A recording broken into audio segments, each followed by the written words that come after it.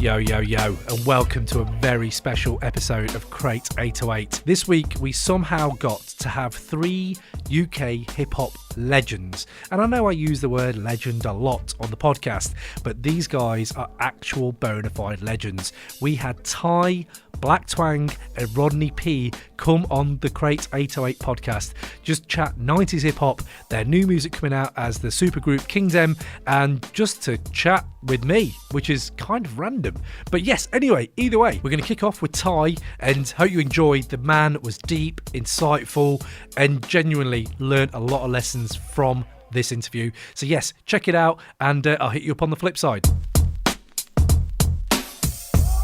Yo, yo, yo, welcome to another episode of Crate 808, and today we've got a very special guest with us. UK hip-hop legend, I think is about the right words. 1/3 of the rap supergroup Kingdem. We have Ty. How you doing, bro? I'm really good. Happy to be here. Oh, man. Good to have you, man. Seriously, really good to have you. Thank you. Just want to have a little first starter question that we always ask every guest. Yeah. What is the least hip-hop thing you've done in the last 24 hours, mate? In the last 24 hours? Yeah. The least hip-hop thing, I think everything I do is probably the least. What is the least hip-hop thing I've done? Chase a mice in my kitchen. You chasing a mouse in the kitchen? Yeah. Right, okay. Did you win?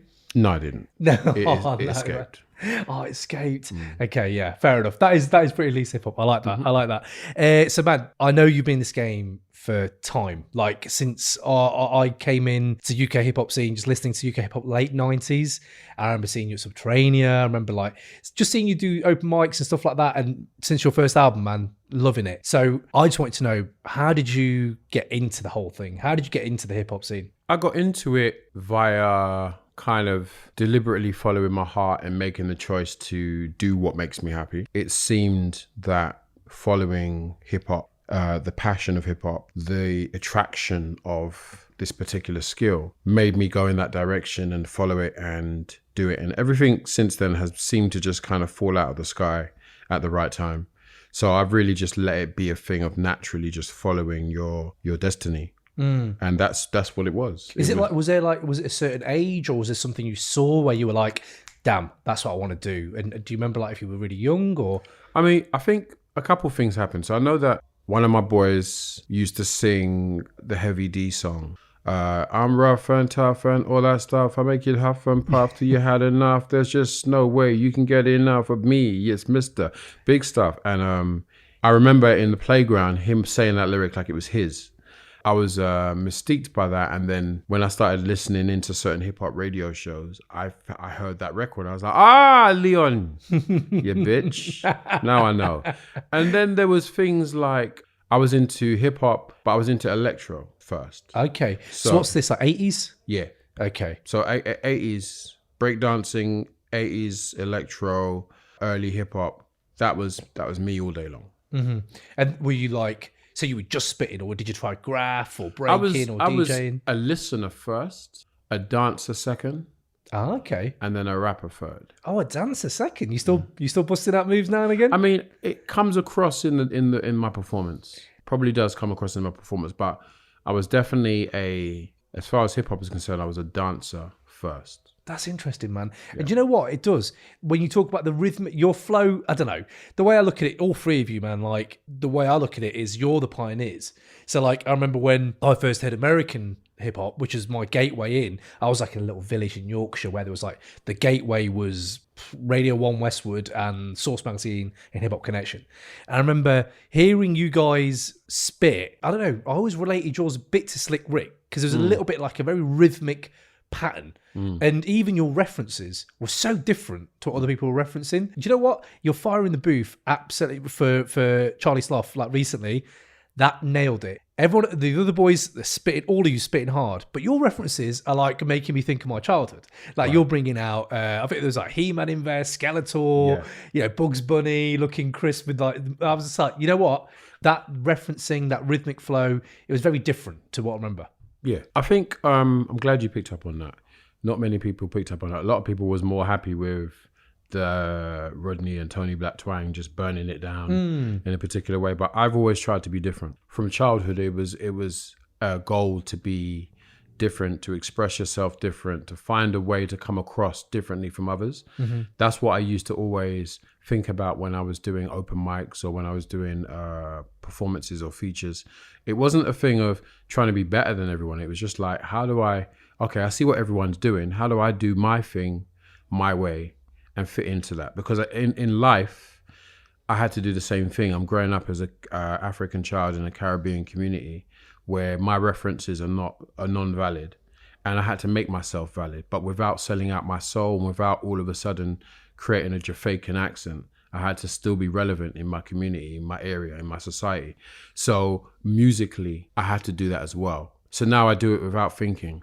So I'm always like, even like when I'm trying to guide other MCs or artists, I'm always trying to look for what their uniqueness is and make them understand, you know what, your individualism is your uniqueness and you have to amplify that. I think most artists that we really like, that are really unique, stand out for that reason. They have something individual about them that isn't like 10 of the other rappers you've heard already. Yeah. And I think that's all I've ever tried to do, really. Yeah, man. And that comes through. It definitely comes through. So you started your rapping, you were spitting. Obviously, you said you were dancing. I was never spitting. Okay. I don't spit. Interesting. So what's your difference there? What do you see the difference? So I would say spitting is a colloquial term that we've taken on board in regards to explaining hip hop or explaining rappers. But I think what we've got to do, there's a couple things we have to rephrase. I'm not telling you to rephrase, you can say it. No, genuinely really interested. But yeah. I think spitting is, if you look at it, what is spitting? Spitting is actually spitting out something from you, emitting something that is nasty, that is necessary, that you need to get rid of from your body, and spit it probably on the pavement and stuff like that. So it's kind of a dirtying of the brilliance of what we do.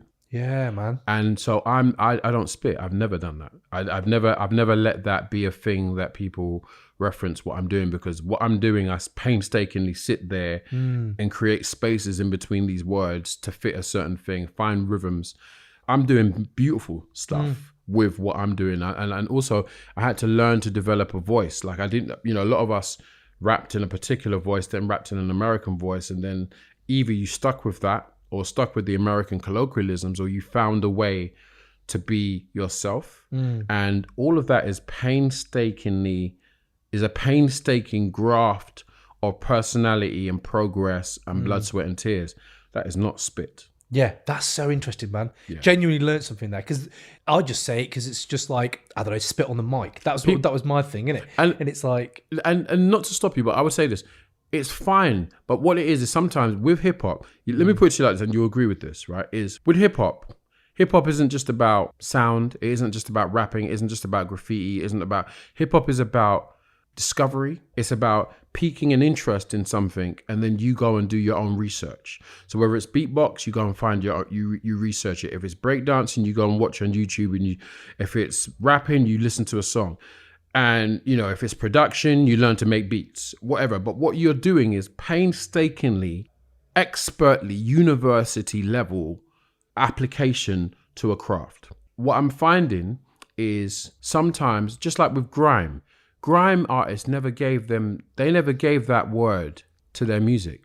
The music industry did that. The UK music industry did that. The UK music industry doesn't love hip hop, doesn't love grime. So when it gives it a dirty name and we take it on board, there's a time when you have to kind of start unpacking certain things. So I'll unpack this. As far as I'm concerned, rapping is an art form. Spitting is an art form. So why we would colloquialize it towards trivializing it, I don't know. People are doing that. I won't be a part of it. Another thing I won't be a part of is when people say, you've been in the game for a long time, stuff. That's a general thing people say. Like we said it today, but the point is, I'm supposed to be in the game for a long time. Also, it's not a game. It's a life choice. It's a life art. So the idea that people have to explain why they still exist. Diana Ross doesn't have to explain why she's still exists. Stevie Wonder, people like that. Stevie Wonder. I'm thinking of what's his name? Glasses. White guy, Elton John. He never has to say, we're just enthralled by the fact of you can go from Rocket Man to Candle in the Wind in regards to Elton John. So I think with hip hop, sometimes what we do is we colloquialize and trivialize the importance of the person and the art form and the art itself. And I think as adults, not as kids, as adults, we have to learn to reverse that. So I feel like talking about hip hop, we've got to start to university level think about what it is, because it is actually not just a multi-billion business. It's actually one of the most impactful art forms that affects people of all different cultures and brings us into the room. Would we have met in the room if you wasn't into hip hop? I don't know, but we have now. So therefore, this thing is more than just a boys club backpack convention. Ty, seriously, man, that's some deep. This is the type of stuff I love. Seriously, it's like this is. We rest on laurels. We grow up with this stuff. It becomes part of your DNA, right? That's right. And the way you're talking about it there, first of all, you should do a podcast series, bro. Like this type of stuff, people need to know. Like the mate, I'm here for that. I want to do that. Because that kind of stuff, you know what it reminds me of? That reminds me of when I first read as a 13, 12-year-old Malcolm X. Right. And like, I'm Asian, mate. That isn't to do with my growing up, but it also is everything to do with my growing up. And the way you're talking there, I definitely think it gets lost. I think it's lost in the way we talk about the way I'm talking about rap right now. Yeah. So it's analysis. I think I think what it is we're afraid to self-analyze what we're involved in. But let me just take a look at us as we're two grown men. Whether we have kids or not, we're equally involved, equally interested, equally excited about hip hop, same as we are when we were 25 years ago. What we don't realize is 25 years ago, when this hip hop, or 30 years ago, how many ever years you was when you was younger, you were sold inside the music, you were sold the self-detonating idea that this thing is not important, that this is a trend, that you really will at a certain point grow up and become a man or a woman, and that you'll put your toys away and you won't be listening to this stuff. All these years later, we're realizing that, oh, actually, no, this is me. The kids sit on top of the records. You know, my baby might play with the mixer if she's allowed. My wife understands we can both sit down and listen to her Eric B. and Rakim album and enjoy it, or, you know, at least play it to the kids. So the idea that we were going to grow, develop, and still be involved in hip hop wasn't sold to us when we were younger. But the thing is, the truth of it is the case. So if it is the case, I think we have to look at what our relationship with hip hop is and what hip hop has done in regards to how it's changed our thinking in regards to how we absorb the everyday world. So let me explain to you. Most people that listen to music, that just listen to music. If you're into hip hop, you're listening to the sample. You're wondering where the sample came from. You'll enjoy knowing where the sample came from. In fact, you probably would never have known that Yugoslavian folk pop record that somebody sampled, but now you enjoy that music. And so what's going to happen is you're going to go down a rabbit hole in regards to early krautrock, Soviet progressive rock, because you like the sound here. Hip hop took you there. Now you're over here. Forget hip hop. Now you're over here. Now you've got a whole bunch of Tom Scott records because of Pete Rock and blah, blah, blah, blah. What is this doing in regards? Because we now know that music is a vibration. I've realized recently that I've been a bit like not feeling too good. And I realized it's because I've not played records in the house. That's mad. When you play your records in the background, just go back, it just helps you. It's just like if you light incense, it just changes your mood a little bit. It just makes you feel a little bit more kind of like, relax. It does something to you. Music is doing something to you. Yeah. And then if music is teaching you to take all of these other levels of rock, funk, progressive rock, soul, jazz, if it's teaching you to absorb all of this stuff, it's giving you all of these flavors, all of these ingredients for you to feel a certain kind of way and have certain type of thoughts eventually. And the way I look at that, if you even broaden that, that's a mental health thing. So it can help you mentally. Your health, genuinely, it depends on what you're listening to, clearly, and how you're listening to it. You can listen to some lyrics that are degrading to different people and other races, and that can make you feel angry, that can make you feel whatever. But I remember I don't know if I would have been left leaning politically if it wasn't for Chuck D or if it wasn't for Rakim. And I'm not Muslim, but like hearing their Muslim values in that music, I'd at the same extent listen to Snoop Dogg on Doggy Style. And like that's a whole different type of game where you're like, that's a different like rule book. And even his continuation of his, because he is kind of like the continuation of a Slick Rick thing. But the fact that people love a Slick Rick means you love a UK input. So it's like, I think with hip hop, we go all the way around before realizing that we're actually worthwhile ourselves. As UK. As UK listeners, not even as UK artists. Because I feel like as listeners, we just assume that we're here to consume the music. No, if you don't listen to the music, these artists don't live. So they need to respect us. Yeah. You know. And we're still young, man. Like, well, hip hop generally is a young, in the relation, very young genre. Another thing is, not only are we still young, we are in an interesting phase in regards to humanity right now. Because 50 to us is not what 50 was to our parents. We're in a different age where you know that you're supposed to go to the gym. You know that you're supposed to drink more water. You know you're supposed to do yoga. You know you're supposed to do certain things. Therefore, you run, you jog. Oh my God, all of a sudden your body's better than the normal 50-year-old that was growing up raising you. This is foresight. This is us knowing, oh, okay, so 2 lefts and a right gets me to Magic Land. Got it. Didn't realize. I thought it was 2 rights and a left. Okay, got it. Yeah. And that's where we're at. Yeah. So I feel like the understanding of what hip hop has done for people in general is something that needs to be discussed. And also, everyone that's listening to this podcast, you have a playlist that no one else has. You have a listening preference, a listening expertise that you could pull out and be like, oh, you didn't know about this? Boom. Every single person has that. If you bring 10 records to a party, everyone's got a special record that someone else didn't bring. Yeah, man. And we don't really appreciate what that means. That there's a breadth in us as human beings. There's a understanding of musical genius that we all hold at different varying levels that we don't learn to appreciate. And I think hip hop culture has a big part to play in people understanding the idea that this is one thing and it came from something else and therefore I must now go and look for that. Yeah. No other music does that. Yeah. Even soul music doesn't do that. Like soul music is soul music, but unless soul music is sampling an older song, it's not going to send you down a road. I think this again, bias clearly because we're hip hop heads.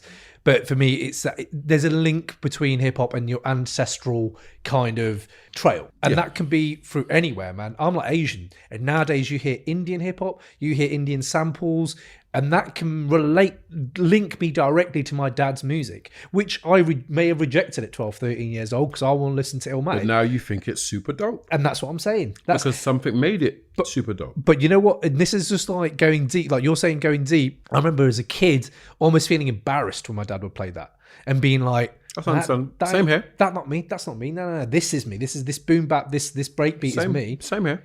And then you grow up. And then you mature. I missed going to watch Fela Kuti. My mum wanted to take me to watch Fela Kuti in Brixton, like before he died. And I was like, nah, I'm all right, mum. Cool. I'm cool. I just took my sister, who's absolutely not interested in, but she actually went and she came back raving about it. And I think now, back to who I am and who I've become, I'm like, Ben, you're supposed to be at that concert. You're supposed to be at that fucking concert. What was you doing? But I just didn't have, I was very dismissive about African music at the time. I wanted to brace something. So I sampled a particular person when we did the Oh You Want More remix with Roots Maneuver. And I loved the response to the record. And then I hated the response. Why is that? Because I saw something that I didn't like. I saw when we did the Oh You Want More remix, when we remixed it and we put that music in there, all of a sudden the Asian community were like, yeah, this is wicked. And I was like, brilliant. If this is an introduction, cool. But then it was like only that record because it had Asian music in it. And I thought, oh, mate. So you mean I got to sample Indian music to continue this new listenership? You're not going to come into what I'm doing? But do you think for every 10 of those people who just wanted the Hindi sample, just wanted the Bangla sample, there was one who was a bit more like... It's hard to think like that. Yeah, it probably is from your end. It's hard to think like that because when you see all avenues open and you're invited and you're played and your music is played all over the and you're like, oh man, you lot are going to get it. And things with me is musically, I make great albums that people probably ignore. So people don't actually realize how, like, there's songs on the album that are probably better than the singles. So I'm always hoping that people hark back and go and check the album and go and see whether they like something else, because we put as much effort in every song. Yeah, Awkward now. I listened to that recently. This is before I booked you on. I was just going through Spotify nowadays, chucks all this stuff at you, and Awkward came up, and I was like, I haven't heard that album in time. Listen to it again, and I was like, that sounds ridiculously fresh. Not even just the engineering or whoever it was just the sound. Like, you realise, for me, hip hop right now is one of the most diverse landscapes of music, but it's been that way from the start. And just going on to, like, moving on to a few of the questions we have, but especially about the UK scene and you being in the UK scene and branching out into other things. We did have some listener questions. There's a guy, there's a fan here called MF Gloom who said, what was it like in the UK scene in the late to early, so the late 90s, early 90s? I saw that question. I saw that being asked online on Twitter. Yeah, and he says, especially when a lot of people like myself became fans of UK hip hop, did the burgeoning US independent scene at the time have any influence on what they were doing, on what you were doing? So what did you think to that? I think that it was an amazing time. I wish what happened for us could happen for the new generation. And I'm trying to do events so that people can kind of notice some of these other artists. But it was crazy because you went from a space where people would only clap, cheer, or make noise for American artists. I can put my hand on my heart and say I existed at a time where you stepped on stage and that's what you was dealing with. Like in Brixton and stuff as well. In everywhere we went. I wasn't even performing in Brixton. I came from Brixton, but I wasn't performing there. If you was a hip hop artist, you weren't getting no respect. You weren't getting minimal respect. People just wasn't. And what happened was people had to grow into understanding that the idea that someone from the UK could rap and be interesting. And then certain artists came along. So, you know, you had your Cookie Crew and the London Posse and Demon Boys do their thing, Dark Man, Brotherhood. You had all of those artists come along, and that began to make it easier for people to be excited about us. So when I kind of broke through, because the thing about me that was the rarity in regards to me that I don't discuss is a lot of people say, oh, why have you been here so long? What they don't realize is I was here well before I put music out. I came out later, but I was actually involved in the scene 12, maybe 15 years before I started to put records out. Wow. So what that does is that gave me an opportunity to work on my craft, work on my voice, go to open mics, do well, do badly, come back, assess, go again. Most people don't get to do that. So to answer the question, what it was like to be in a scene where previously people weren't interested, and then when they were, there was the whole independent scene. It was brilliant. It was brilliant in some ways. It was bad in others. So you had Hip Hop Connection, which I looked up to. And then as I got older, I started to see the wrinkles in the publication, in the bias of how they were reporting things. That was sad to watch. You know, people don't talk about that. Everyone's, you know, very kind of reminiscent and very kind of like obligatory happy. And I'm like, no, there were some things that people were doing wrong. I started to notice some racial lines. Serious? In Hip Hop Connection in regards to how it was reporting certain folks and what it was doing. And that was sad to watch. And some people will say, oh, you know, you're just being blah, blah, blah. I'm like, well, I'm black. I'm supposed to be looking. I'm supposed to be watching these things. In fact, you're never going to understand what it's like to witness these things on a day-to-day level because you're not me. Yeah. So if you think I'm pointing it out, I'm having to point it out because I have to live with it every day. Yeah. So when you see it, you see it. Man, that's deep. Because that's going back even longer. Like, you know, those are the gateways at the time, and which you know, kind of not there as much. Very important. Like the gateways in the UK, the obligatory white gatekeepers that are placed in certain fields, whether it's jazz, whether it's funk, soul, whether it's hip hop, whether it's reggae. I really feel like that's something that people need to challenge. And it's not. This is not. However people want to perceive it. I just think for the good of the music, we have to challenge those things. So how did you feel when you got the Mercury nomination? Like that again, to me, is kind of a gateway being held. The award is prestigious. I get that. Amazing. The Mercury situation was amazing because I moved into a whole different bracket. So I remember being in a lift with Amy Winehouse and came out of it, and all of the paparazzi went to her and she stopped them. And she's like, if you don't interview him, I'm not talking. Oh my days, seriously. That's Amy Winehouse. That's respect, man. That's Amy Winehouse for you. Yeah. We filmed Oh You Want More video outside her house. So she's, I miss her.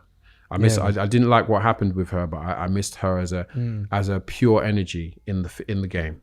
So to answer your question, the thing with the Mercury Awards is the Mercury Award really showed me that there's a different world level in regards to your access to fame, access to being visible. It's definitely a different level. So I experienced that in a way that artists probably won't experience again. The sad thing is, I also saw the other side of it, that I'm always going to mention it and people are going to be like, well, you need to, blah, blah, blah.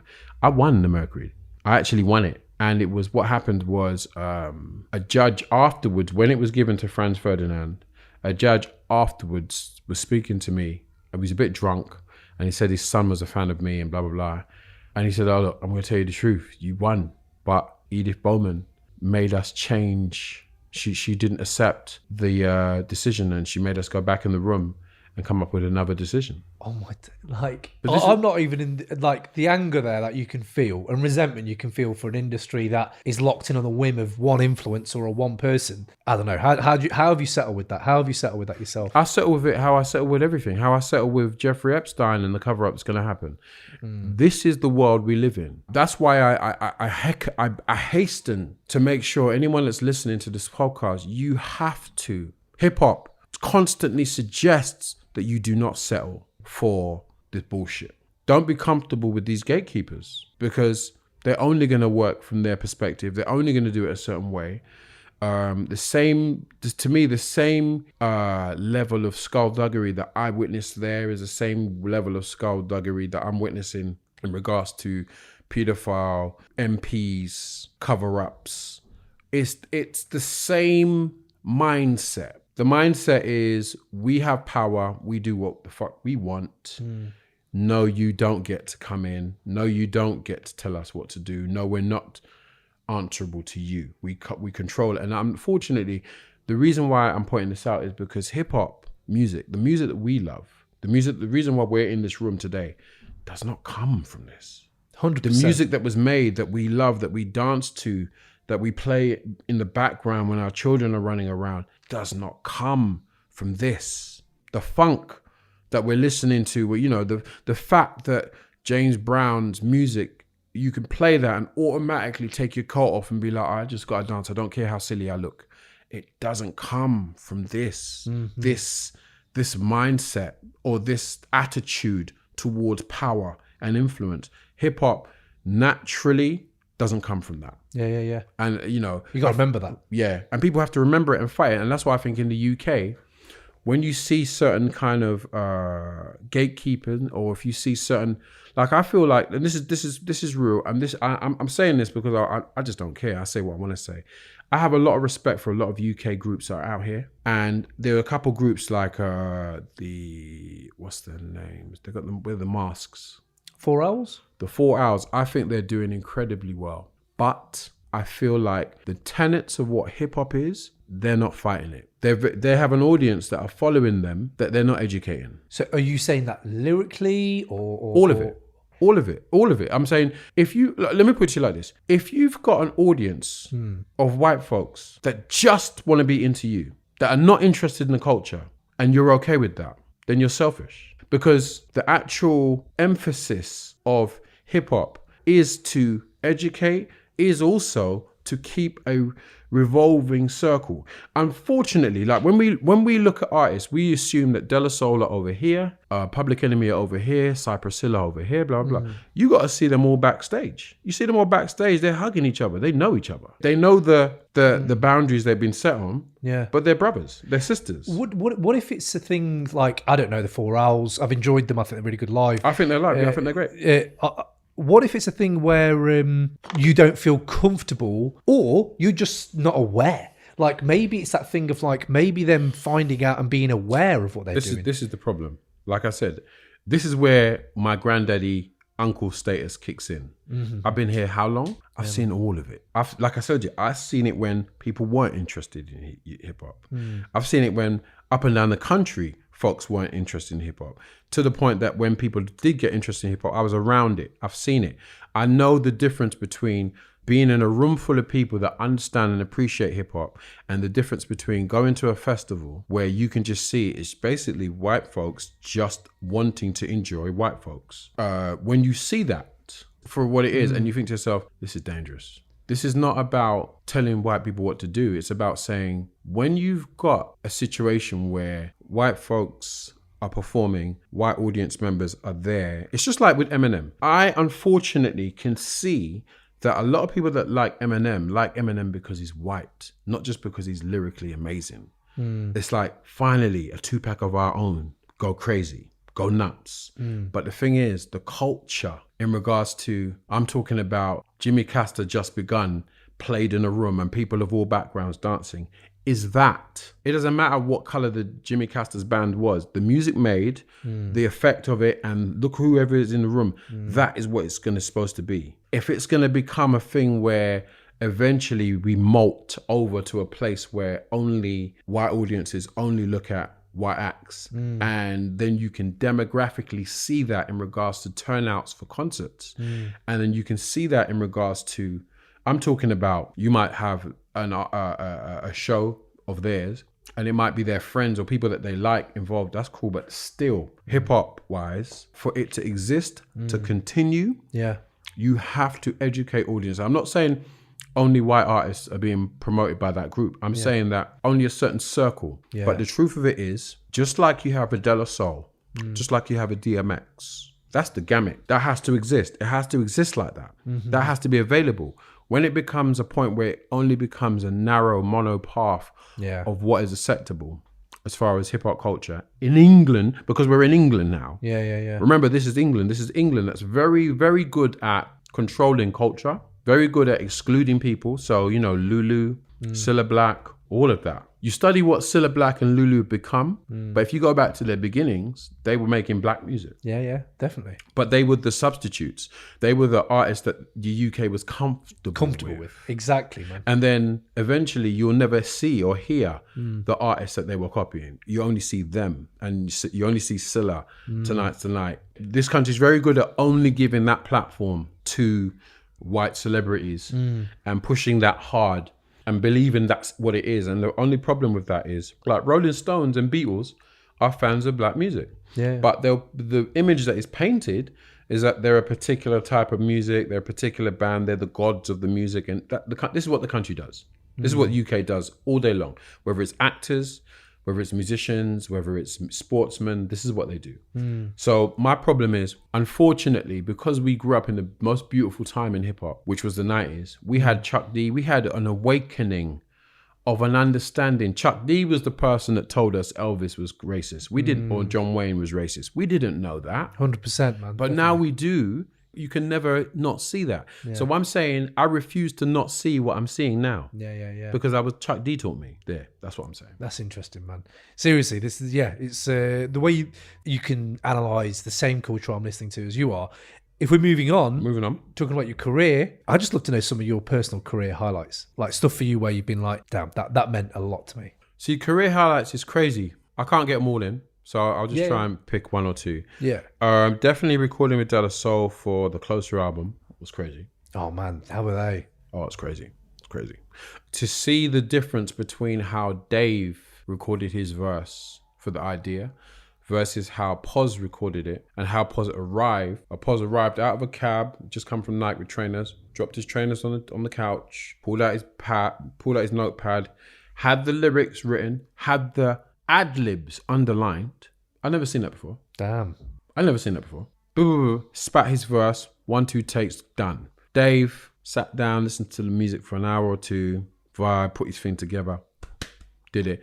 And then it made me realize that I've always, with Poz and Dave, when you listen to them, I've always loved they're kind of Laurel and Hardy. Like they're two different people, like how they rap. Dave might have this kind of sloppiness that just makes sense, but then Pos would be precise.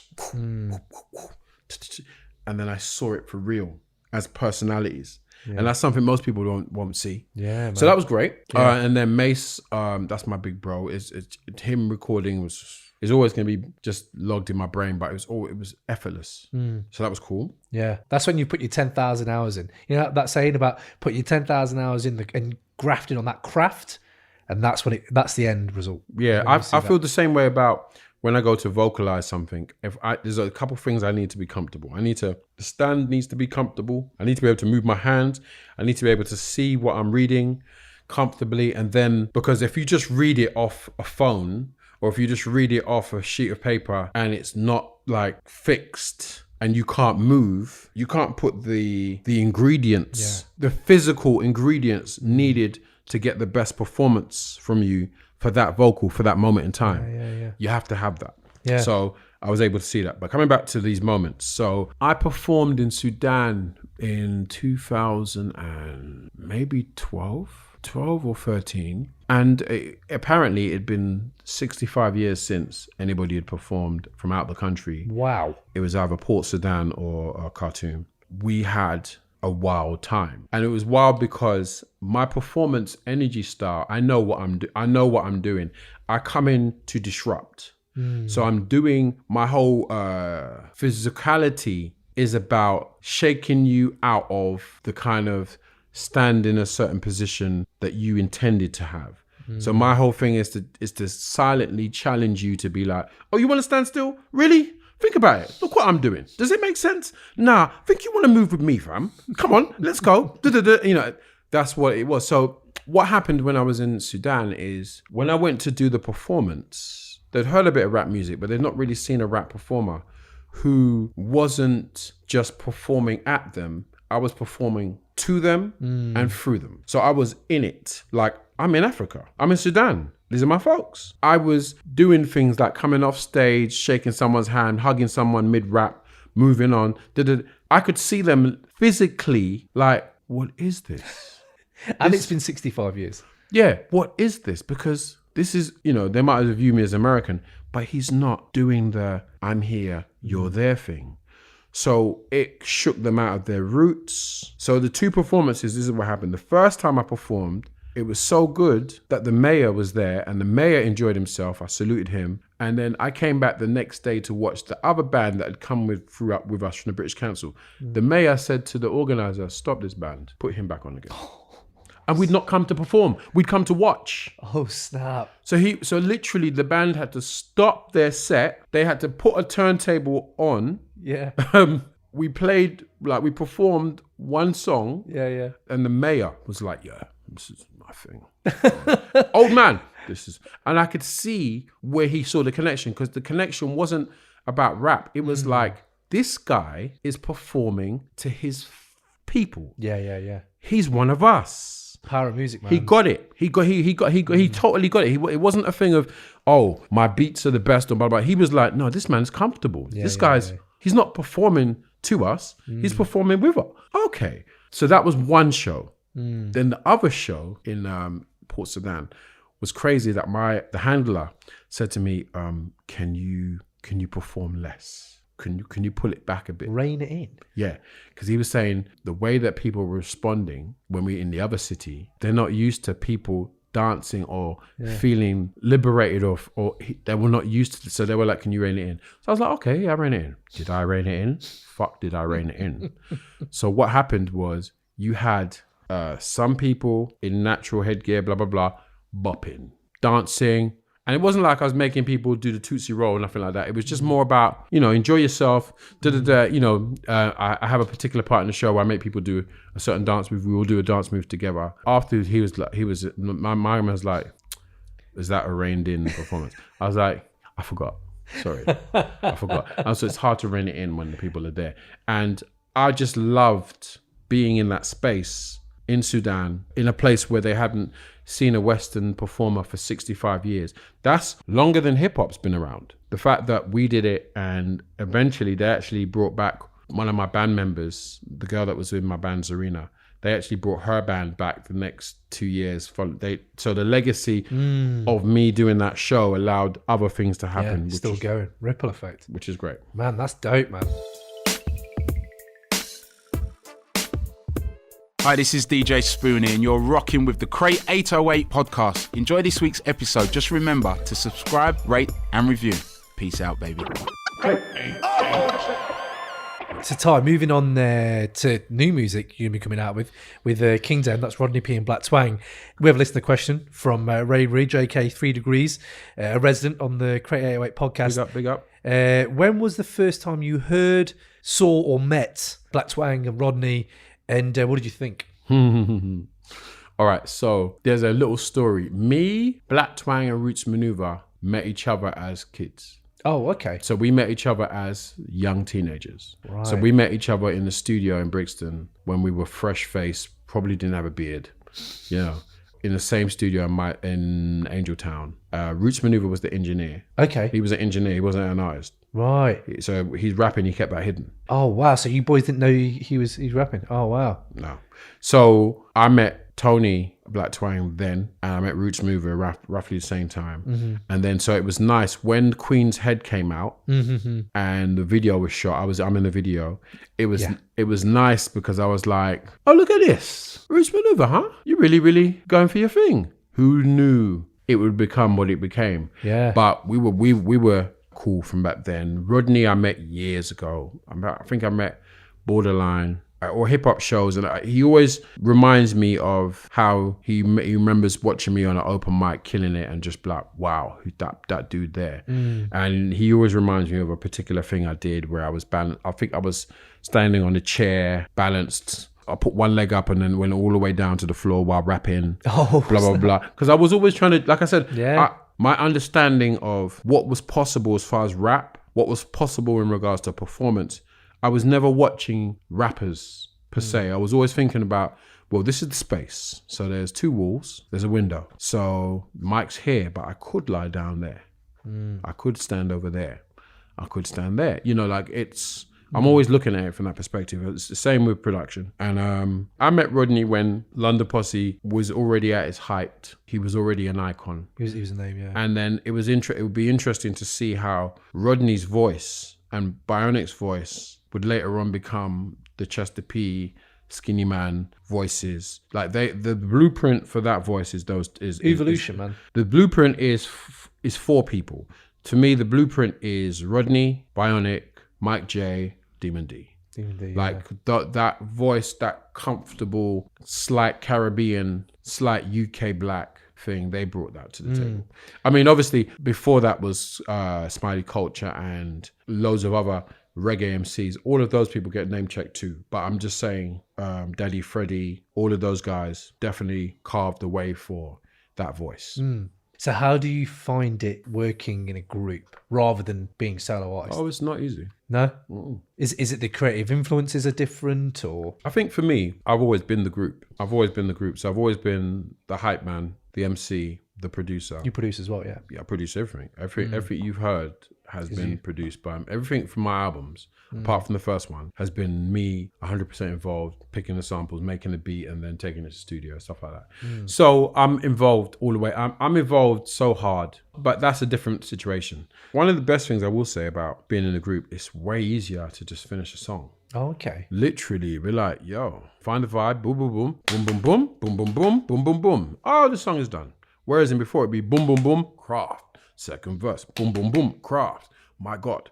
Boom, boom, boom. Oh my God. Third lyric. Boom, boom, boom. I think I finished. Wow. Yeah. You made it. Boom, boom. Yeah. When you're bouncing with 3 people, you can kind of bounce a lot easier. So I found doing the songs, because we did the songs with one producer mainly, big up to Nutty P, and we were coming together and writing the verses and doing the songs every day the way we were doing it. The EP was done in under 4 sessions. Oh, wow.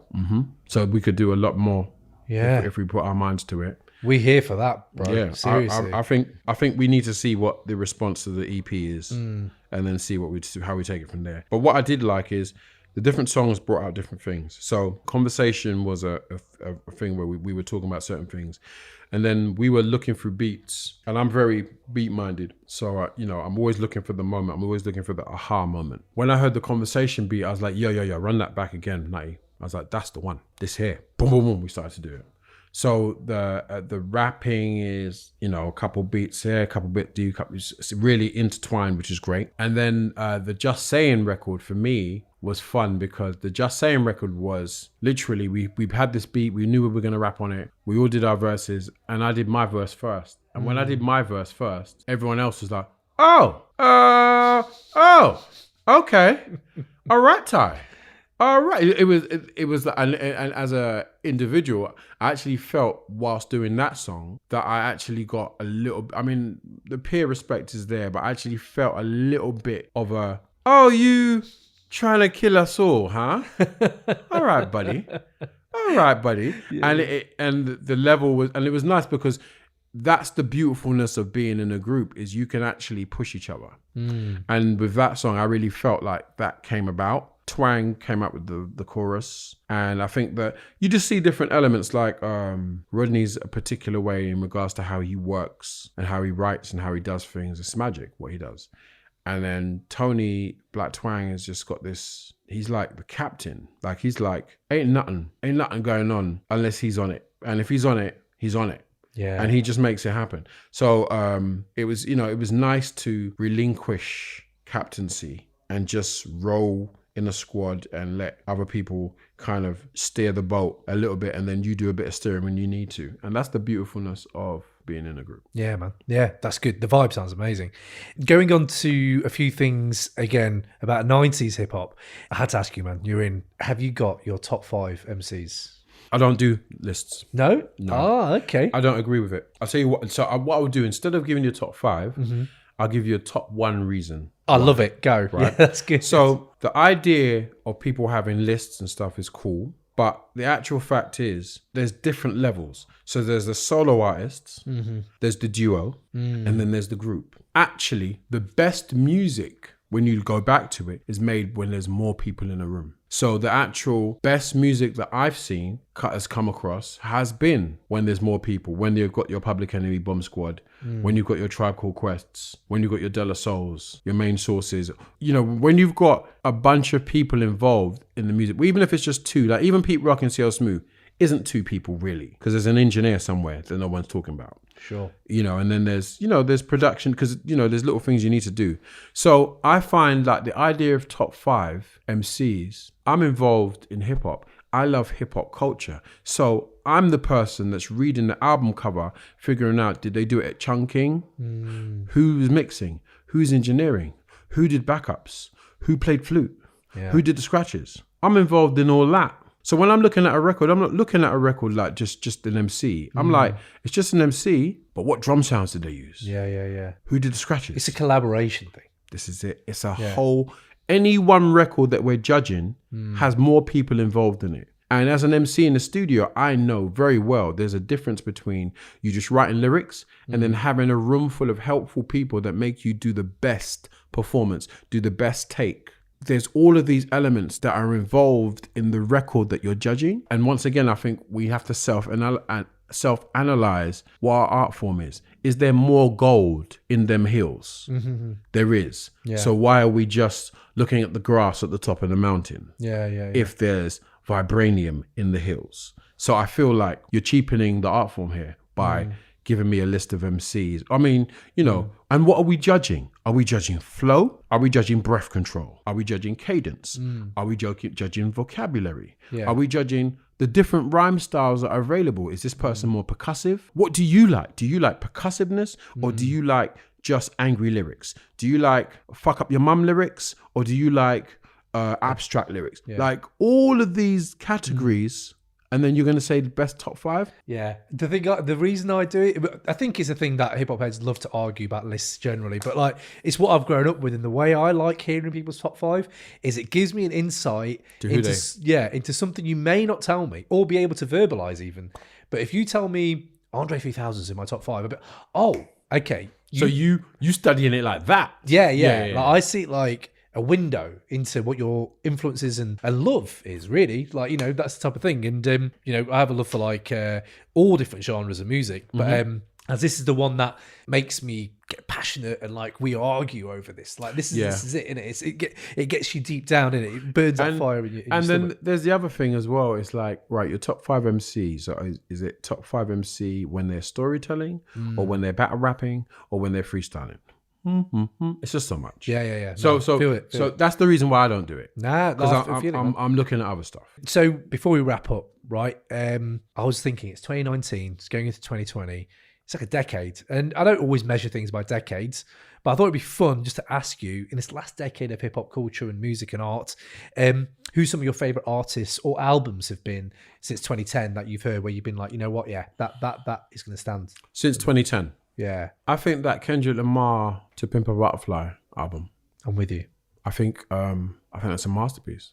I think that was his Paid in Full, or maybe is it Paid in Full the first album, or what's the Follow the Leader? No, Paid in Full is the first album. Yeah. I think that might be his Follow the Leader. Some of the stuff he's doing after that, I get it, and I see where he's just not trying to be kept in a box. But I'm like, bruv, whatever box you're jumping out of, cool. I just got to let you know that I was enjoying this box here.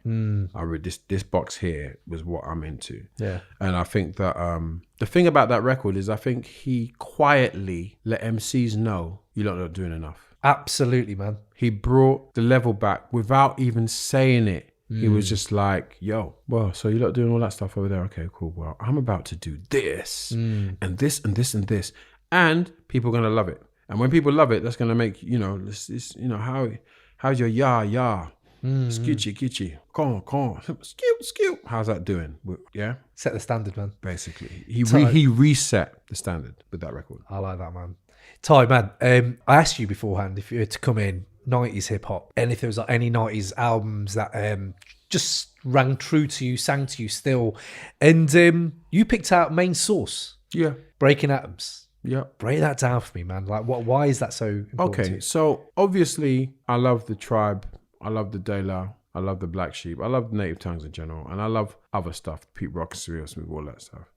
But I think that between the Public Enemy and all of the Tribe, De La, Jungle Brother stuff, the Main Source album had a seriousness in regards to the music and the application of production on a record that I hadn't heard surpassed since. To this day, I haven't heard an album where someone had paid that much attention to detail, like the breaks that were used, the fact that there's 3 producers. There's one main producer, Large Professor, and then there's Sir Cut and K Cut and then something Scratch. And the fact that afterwards, when you listen to Large Professor albums, you can hear how great he is, but you can also see what's missing. You can see where those other people in Main Source had to have had an impact, because the productions afterwards are a lot more kind of just straightforward, less intense. But the intensity in the Breaking Atoms album, I think it's one of the best hip hop albums ever. And I think that if you listen to it and you listen to it, forget listening to the words, because the rapping is perfect. But take away that and just listen to the music and how it's layered up and how it will break away to another little thing that never happens again. It's breadcrumbs, man. Oh, it's ridiculous. When I was listening to it again recently, because you picked it out, and it's one I didn't really grow up with. Live at the Barbecue was the one that I remember jumping on because I was a massive Nas head, and it was like, yeah, that I remember that. Listening to it now, I was like, oh my days, like there are so many influences come out of this. Snake Eyes alone, I'm not gonna lie, that might be one of the best opening tracks on an album. The little intro, the break into it, and then the beat, and I was like, oh my days, like you said there, you'll drop something and never come back to it. It's very Madlib. We've dropped something. It's Madlib before Madlib. That's it. And that's what I'm talking about. Yeah. Is that if you caught that, you caught that. If you didn't, you don't know. And it's almost like that kind of Easter egg hunting, I'm dropping little breadcrumbs. And if you want to pull that thread, nowadays, go on to Google, go on to Genius, who sampled, whatever, you can pull that thread. But then, oh my days. If I'd have heard something like that, I don't know where I'd have started to try to find that sample. I heard yesterday I was in a record shop at Pure Vinyl in Brixton, which is a record shop that I work at. And my owner, Claudia, put this record on. And in the middle of the record was one of the bits from one of the songs on the Large Professor, on the Breaking Azam. I'd never heard that break before. Oh my days. I knew it was a break, but I hadn't heard it. So when I heard it, I was like, even now, they're still slapping me in the face. What is that? 2019, and I still don't know every single record in that record. Yeah, man. Ridiculous. Yeah. And how they made it fit. Like, that's two people that amaze me with production is Tribe, with how they make certain samples fit together sometimes, and Large Professor, the main source, that main source album. Because there's some bits in there that you think they're all the same record. You think they're all from the same record, and they're not. And I'm like, how do you do that? Yeah. How do you, like, okay, I understand pitching, but how, key-wise, how did you know? Like, how many hours did you put in to get from there to there to there? Yeah. And that, to me, is a quiet blueprint of like, okay, that's how I want to apply myself to the music I make. I'm not necessarily saying I'm trying to make their music because I'm not into copycat things, but the 1,000 hours, I'm with that. Love that. Well, Ty, man, thank you for coming in, bro. Pleasure. This has been deep. Like, I've learned a lot, I have to say. I learned a lot too. So thank you for coming in. Everyone, please check out the Kingdem EP coming out August 24th, right? August 24th? August 24th. The vinyl is finally here. Oh, vinyl is here as well. Vinyl. It's vinyl. Okay. Yeah. Good. Like to hear that, man. And big up, Ty. Anytime you want to jump back on, man, we're always here for you. Pleasure. And there'll be more stuff coming from me. Watch out for a Black Twang album. Watch out for Rodney P album about to come this year. And from you as well. No, not an album this year. Okay. I'm actually working on an instrumental trilogy of things that I want to do, that I want to put out. Interest. Yeah, I don't want to rap. Okay. I just want to put the beats out. Ty, I'm going to love that. Wicked, man. Peace. Thank you. Thank you. Damn, man. That was Ty. And the man brought it. He was schooling me on so many different things. It's just really, really good to listen to a hip-hop artist who's been around for so long, but he's still so fresh and genuinely very insightful on where the culture is right now. So if you enjoyed that podcast, please tune in. We will have Black Twang. We will have Rodney P coming up. And yes, if you want to get in touch, email us at crate808@gmail.com. You can hit us up on Twitter at crate808. And obviously the Instagram is always growing, crate_808. And let us know what you thought. Any listener feedback is always appreciated. Least hip hop things you've done in the last 24 hours, any good albums you want us to discuss, any Hurricane G moments, anything that you thought you learnt from the pod and you basically want to let us know. Wicked. Let's go. So until the next time, peace.